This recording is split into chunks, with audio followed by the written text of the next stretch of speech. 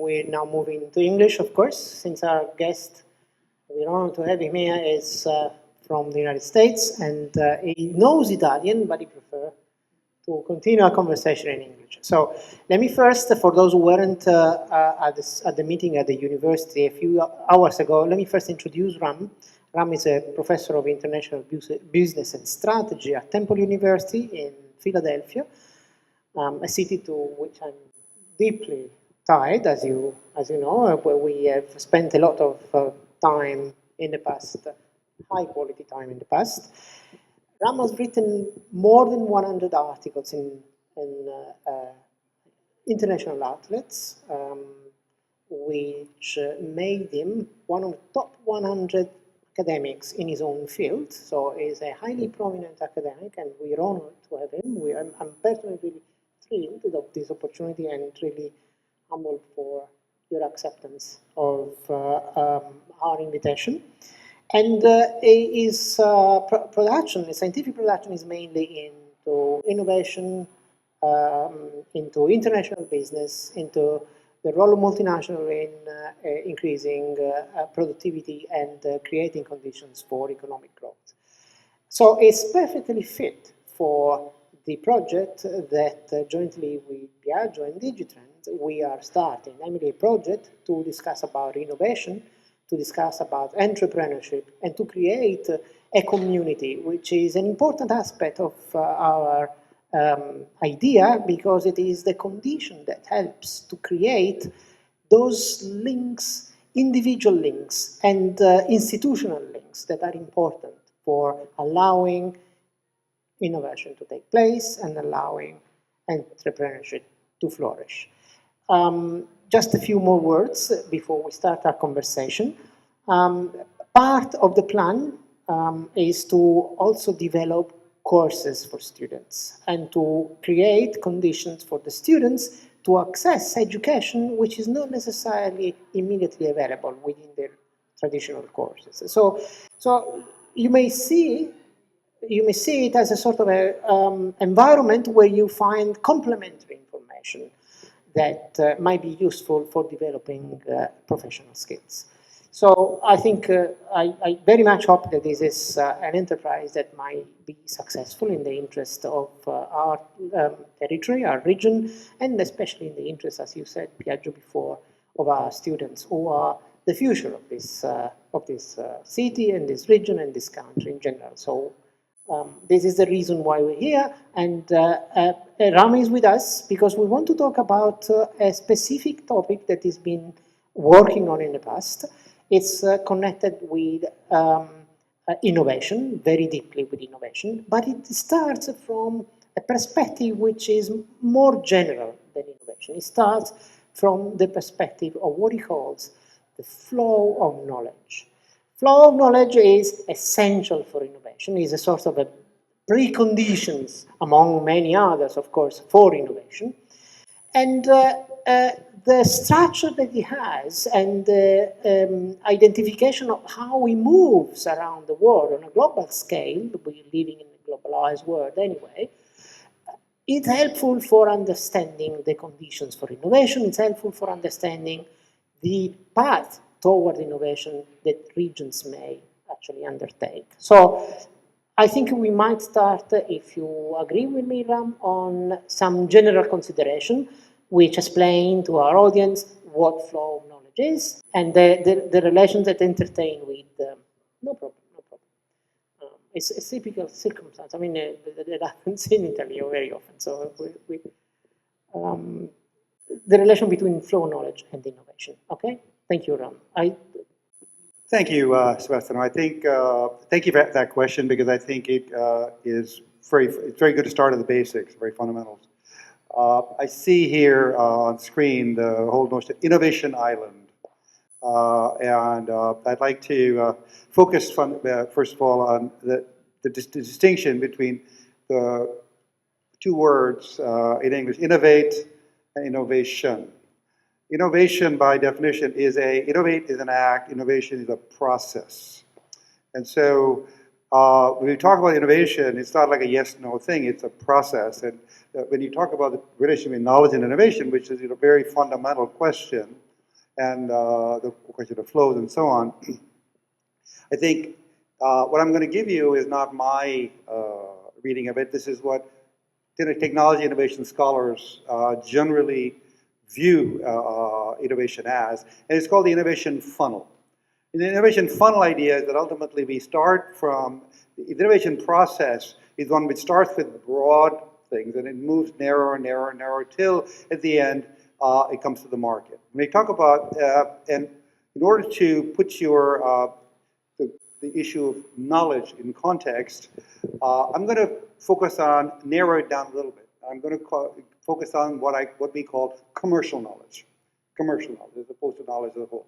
Commercial knowledge is basically used in the business, in the aspect of business and after creating money, creating value. The innovation funnel starts with commercial knowledge, and commercial knowledge is typically created in the realm of what we call knowledge for knowledge's sake. The largest producers of commercial or basic knowledge, scientists, tend to be in universities and nonprofits, and not necessarily working in a for-profit setting. So this knowledge then percolates some of that ultimately to scientists working in firms. So we have interface between universities and firms.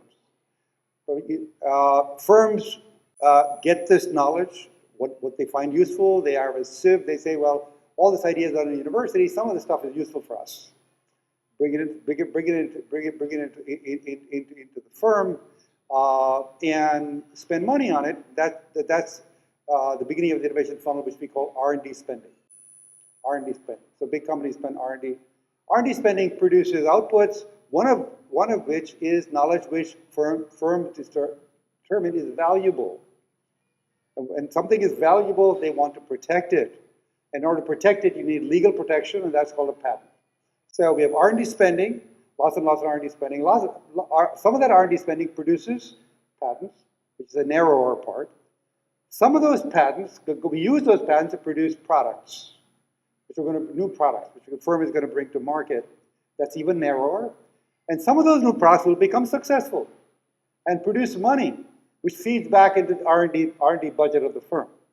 Okay, so we have maybe hundreds of, take the case of Steve Jobs and Apple. They spent approximately $200 to $240 million of R&D spending in producing this thing that's rang right now, the first iPhone. And that eventually, it took 7 years, from 1998 to 2005. The iPhone first came on. The first year, the iPhone produced approximately $120 million of revenue, less in profit, obviously. But by 2008, 3 years later, the iPhone had broken even. And of course, today, the iPhone has paid billions and billions of dollars and paid back all of those initial spending that Apple put into R&D in the beginning. So that's sort of, I guess, let me stop here. Because as you can see, that scientific knowledge, the universities are creating knowledge, R&D government labs, et cetera, they're creating lots of knowledge, lots and lots of knowledge. And some of that is going to come into the firm. Okay. So we now have a picture in which we know how knowledge is produced and in what sense it is used for commercial purposes. So we have restricted our picture. But the issue we really want to tackle tonight is a bit further ahead. What am I aiming at is we have commercial knowledge, but this commercial knowledge doesn't reside always in the same place. It moves around, and in a global world, it looks for either applications or circumstances that might potentiate this knowledge itself. So I think it is important that not only we focus on what you call it the funnel of knowledge and the initial conditions that permit this knowledge to emerge, but also on how it chooses where to go and what kind of features emerge when it chooses where to go for the opportunities for innovation and growth in the territories where it goes. I'll start off by saying that this is a people question to me. And in this world, you might ask in business for businesses, What is the shortest, what commodity is in shortest supply? What commodity, when you ask businesses, what is the thing that is the shortest supply for you? And many people, you might think, as a layman or as an undergraduate, often people say, oh, money, for the shortest thing, the thing you really need, you don't have is money. But when you talk to senior executives, the thing that is in shortest supply is human brains. Yeah, and if you look at the production of knowledge over the last 200 years since the Industrial Revolution, by any measure, what we find is that we see a tremendous acceleration from 1980 or so onwards, accelerating faster from the early 1990s, and just going exponentially after the year 2000. And my explanation for this acceleration of knowledge production, of the shortening cycle of the product cycles are getting shorter and shorter, the rent-seeking period over which you can, when you create a patent, you create a temporary monopoly and you get money out of it, etc.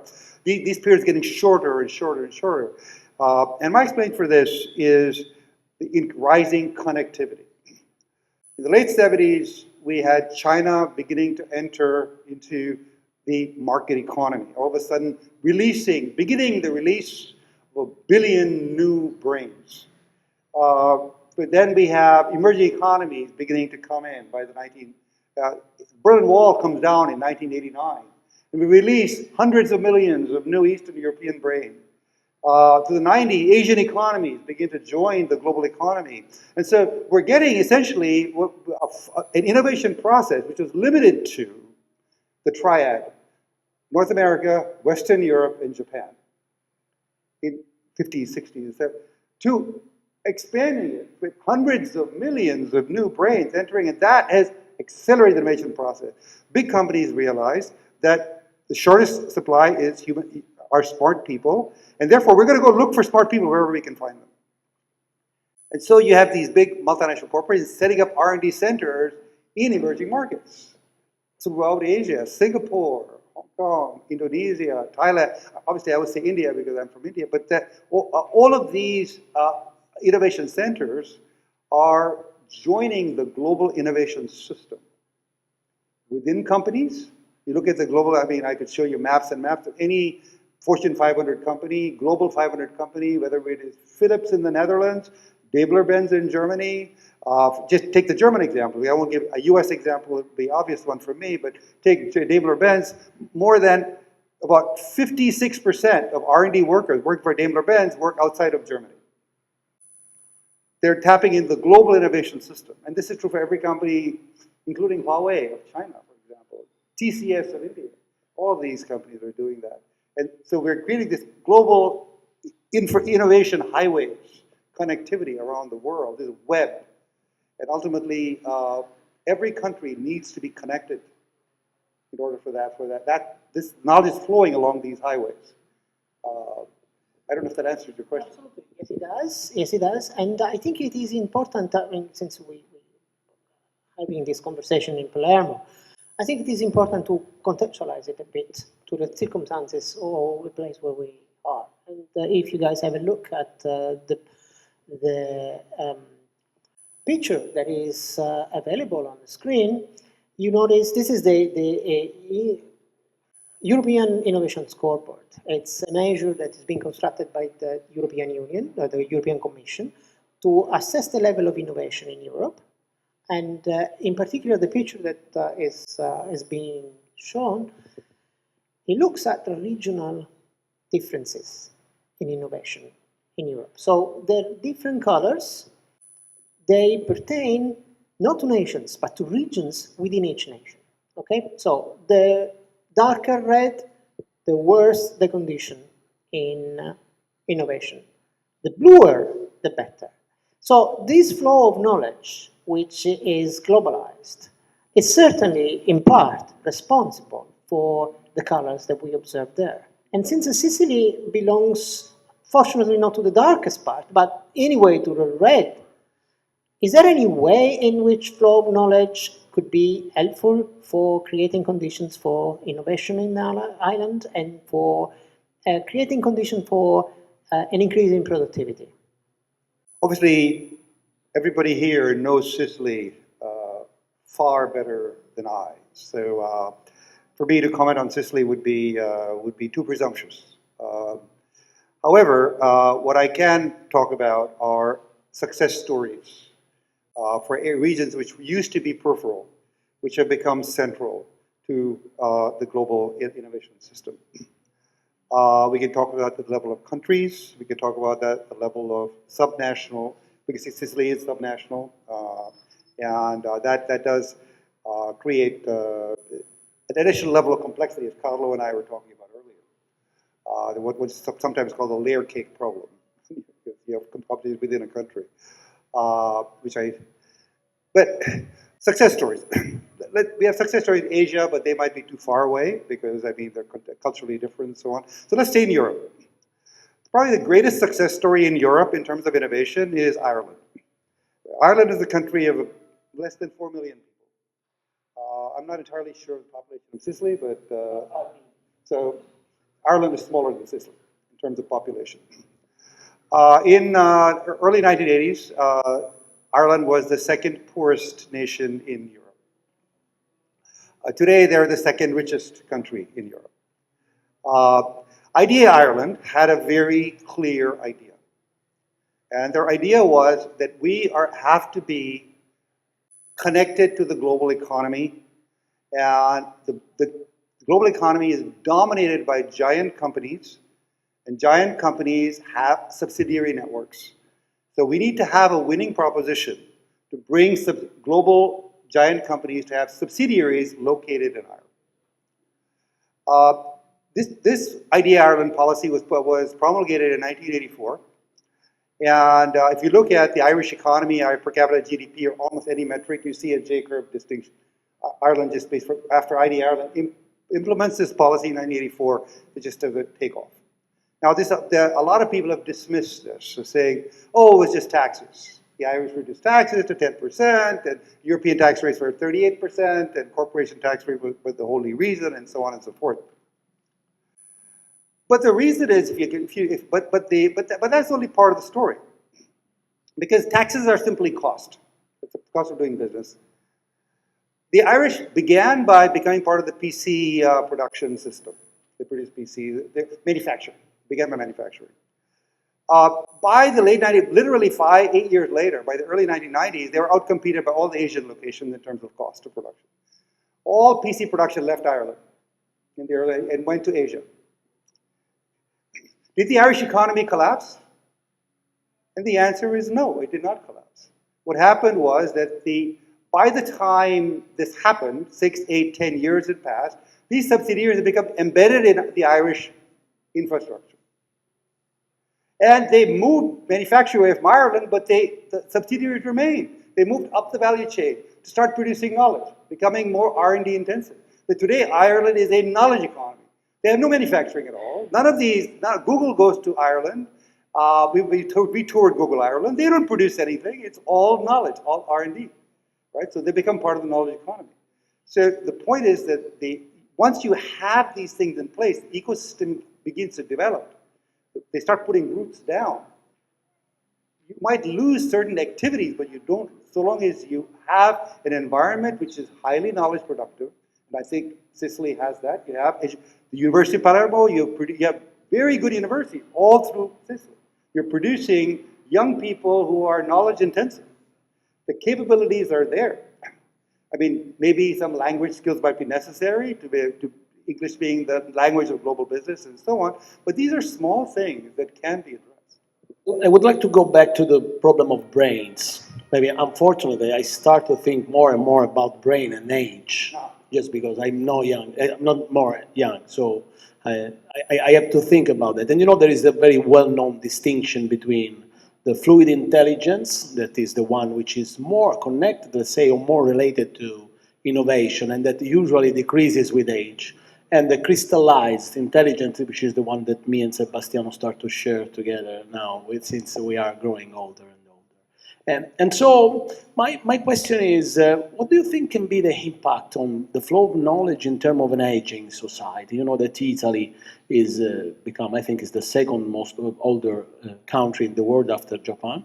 And also, I think that's the problem that is connected to migration. We were talking about that. So the fact that we need people from other places because we need younger people that can perform better than us in a lot of different things. This is a very famous book by Carlo Maria Cipolla in which he says that when the people from 15 to 24 start to go abroad, then the decline of a region starts very, very fast. So what can be the impact of an aging society on the flow of knowledge and on innovation? Thank you very much, Carlo. That's an excellent point, and obviously a thorny one, and not an easy answer.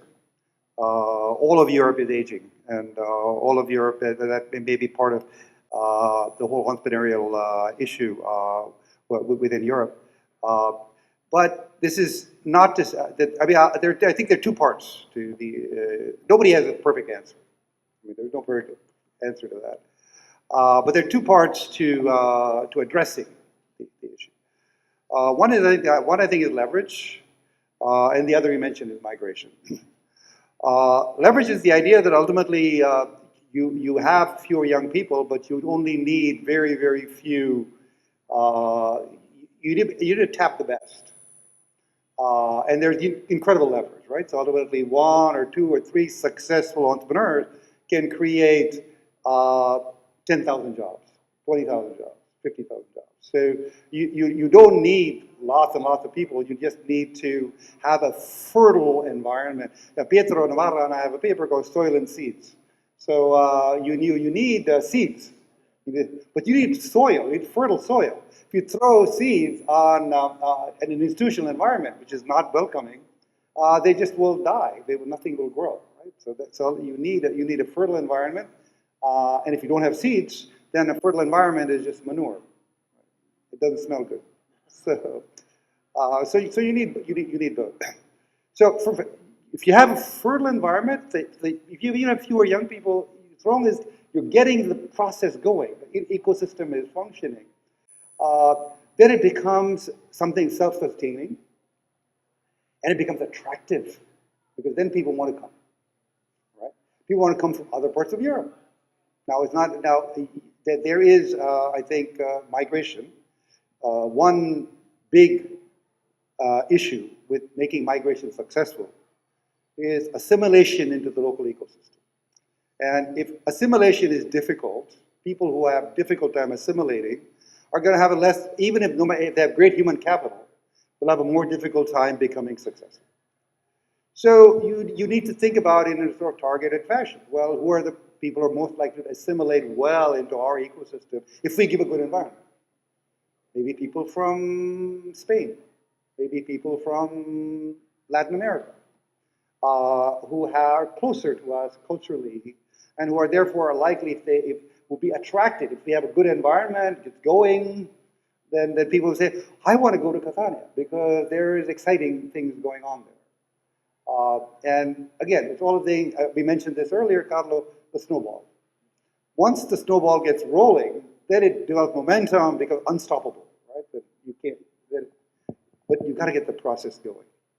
There's an issue that I think we shouldn't miss, and perhaps it would be useful to go back to. You said a few minutes earlier that your knowledge of the Italian circumstances is not as good, perhaps, as many others. Nonetheless, you have published a research, a very interesting research with some Italian co-authors on the circumstances of our country and how knowledge flows in and out of our country, and how this flow of knowledge is connected with the global environment where knowledge is produced. And I have a picture, the picture is behind you. I'm sure you recognize it because it's taken from one of your papers, and on which you perhaps might want to dwell and explain a bit what is the meaning of these blue and yellow or orange circles, and in what sense these circles explain how knowledge flows and how it affects innovation. So yes, I do in fact know that map fairly well, and my colleague, my co-author Alba Marino, was very instrumental in producing that data, that map. Essentially, what we show there, the blue picture, blue dots are what we call the reaching in process, and this is knowledge that is created and owned by non-Italian companies using Italian inventors. Reaching in. Foreign companies reaching into the Italian knowledge system using Italian inventors to create knowledge. The orange or yellow circles, Raja, they are basically Italian companies utilizing Italian knowledge and foreign knowledge to create, in other words, leveraging the Italian knowledge ecosystem. So in other words, it's Italian companies leveraging the Italian brains along with the global knowledge system to create new knowledge. Foreign companies leveraging Italian brains to create new knowledge, leveraging it with their global knowledge bases. And what we show is that Italy, between 1975 and this century, over 40 years, has becoming more connected to the global innovation system, but almost all of it, vast majority of it, is actually driven by foreign companies, not Italian companies. But the map, I think this is what, more to your point, foreign companies, as you can see, when we look at the process more recently, from 95 to 2014, you can see that foreign companies reaching into the Italian knowledge hotspot is getting deeper and wider, right? There are more and more blue circles. But the blue circles are all over Italy, north, middle, and south, whereas the orange circles are mainly concentrated in the north. In other words, the Italian companies are remaining constrained within the northern industrial districts, traditional industrial districts, whereas foreign companies are much more capable, have leveraged Italian brain in the south far more. So this means basically that the South it's not that there are not smart people in the South.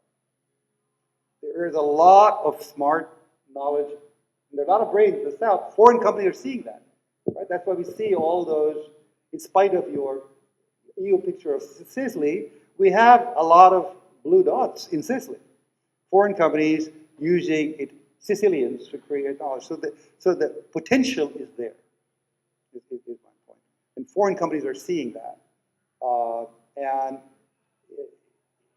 I don't want to criticize Italian companies, but certainly all I want to use this map to say is that the potential is there. One last question from me. I think that the audience would be interested in asking something. One last question, and that is to both of you, actually. You are in Sicily. Does it matter to you if a company were to come in and say, we're going to hire 200 engineers to create a new R&D center in Palermo?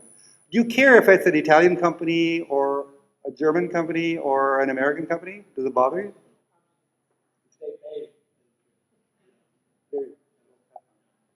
So I don't care. I mean, if they're Italian or foreign, I don't care. As long as they create jobs and create wealth. Maybe one last question, maybe connected to this aspect of reaching out. So sometimes maybe it's easier when you are multinational, you can come and tap the pool of talent, but sometimes you cannot grow very much when you are based in Italy, maybe, and that's the question that I'm asking you, maybe because we have something that, especially in the South, you made in this paper, there is this distinction very interesting between periphery and core, the center, and so for sure, Sicily and the South in general is periphery in the Italian economy. So I think that maybe if we go back to the institutional quality of the territories and what is connected to cultural factor, to social capital, we have talked about that this afternoon, talking about migration. So we know that from Banfield, amoral feminism towards all the study of Guiso, Tabellini, and Zingales with the less social capital in the South.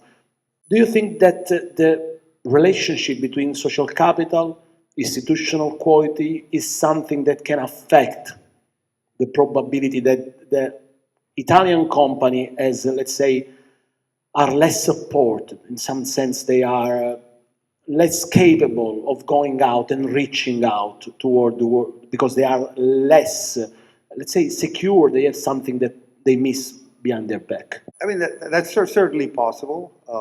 I'm not we have not looked at the why question, so it's a very hard question that you're posing to me. Why some companies reach out more than others. I think to some extent it has to do with mindset. We did some other work on Silicon Valley where we looked at early stage software companies which had become fairly big and later stage companies. And we found that early stage companies tended to do very little global knowledge sourcing. Even companies like Facebook and Autodesk and I think a few others that we looked at, which were multi-billion-dollar companies at the time, they were not actually, at the time in 2015, they had no R&D centers outside the US. Subsequently, that's changed. Now they have moved on. But there was definitely a mindset of, there's nothing out there for us to tap into. And that can often be an issue.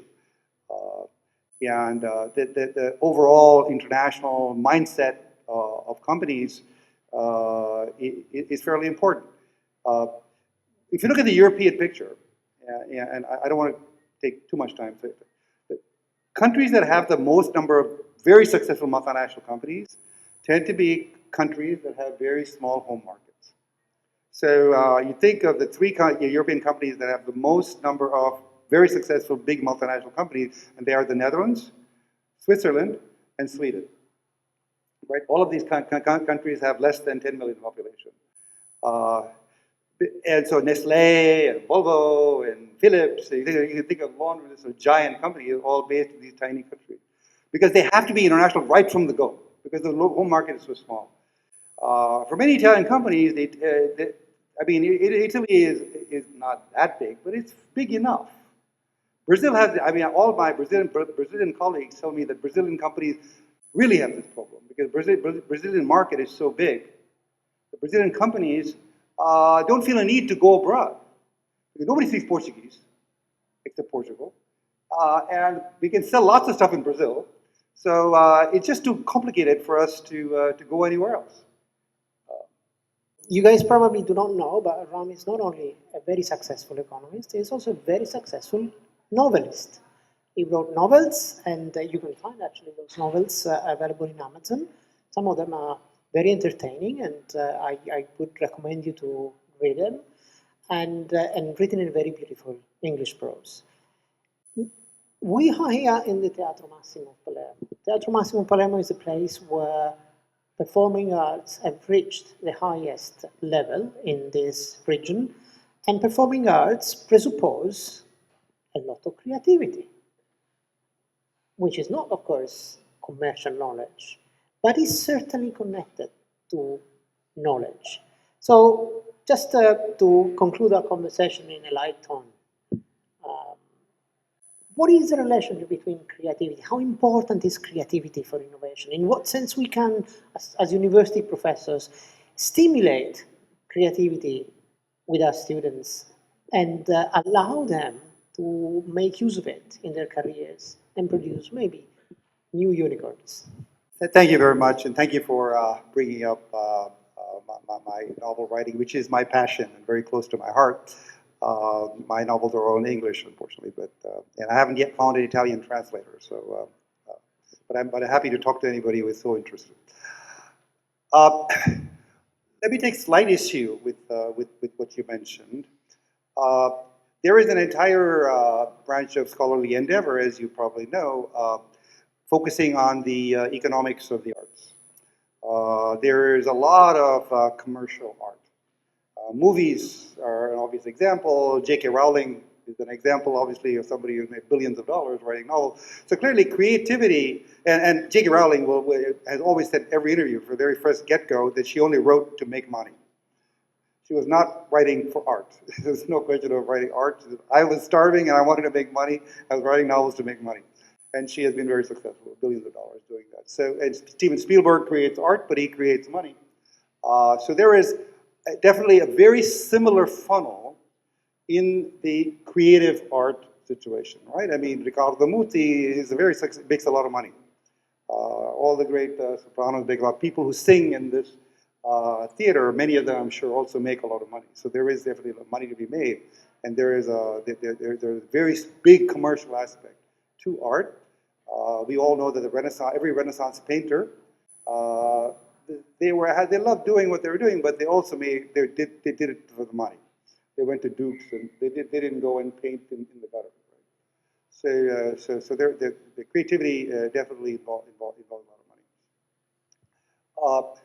I think there is very similar to science. There is science for science sake, where people are studying quasars or pulsars or whatever, the distant galaxies or atoms or whatever, or biologies and so on, where they just are curious, interested in the science and not interested in making money. The same thing is true in art, right? There are some people, like in the movies, in Hollywood, they are only interested in the money, right? Okay, I'm interested in art, but I only want to make money out of this. And if it doesn't make money, I don't want to make it. I'm not going to make it.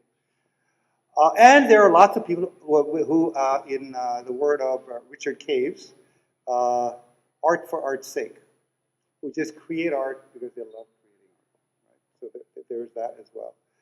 Now, I would say that in the arts world, the creativity world of art that you're talking about, the percentage of people who do art for art's sake is far bigger than the percentage of people who do science for science sake. And the funding for science sake is significantly bigger than the funding of arts for art's sake, right? So ultimately, if you're at your university, think of the budget for the physics department versus the budget for the department of painting. Right? I mean, in Rome, people say, yes, we need a physics department. We're going to put money into physics. We need a painting department. Oh, well, maybe. So there's much less money involved for that. But clearly, there's a lot of creativity involved in that. And I think the difference between art and science is a question of degree, not of kind. Thank you very much. Thank you to everybody who's been here tonight, and thank you to Biagio for having organized all this wonderful event. Innovation Island, 24th of November. In the meanwhile, just take a picture of the QR code and enroll. Thank you very much. A good evening for everyone.